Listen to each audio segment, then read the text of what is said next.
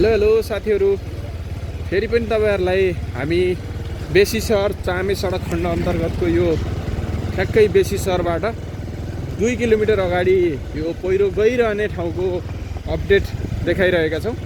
तपाईहरु देख्न सक्नुहुन्छ यो पहिरो चाहिँ माथिदेखि यो झरी नै रहन्छ। यो पहिरोको कारण धेरै नै पटक समस्या सडक अवरुद्ध हुने गरेको छ।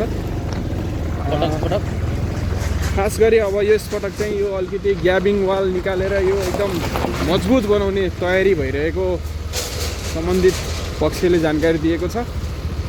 तपाईहरु देख्न सक्नुहुन्छ यो बेला बेलामा सडक अवरुद्ध बेसी सहर चामे सडक खण्ड भनेर देखाउने गरिएको क्षेत्र चाहिँ र जुन पहिरोको कारणले अवरुद्ध भएको क्षेत्र चाहिँ यो नै हो।